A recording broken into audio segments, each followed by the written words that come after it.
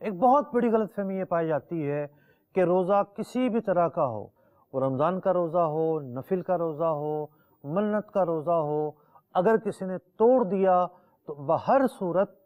اب کفارہ دینا پڑے گا۔ جی نہیں، یہ مسئلہ اس طرح نہیں ہے۔ درست مسئلہ یہ ہے کہ رمضان کے علاوہ جو روزے ہیں،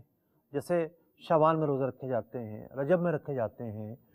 پیر کے دن روزہ رکھا جاتا ہے، جمعرات کے دن رکھا جاتا ہے، یا منت کا روزہ ہو، اگر وہ توڑ دیا جائے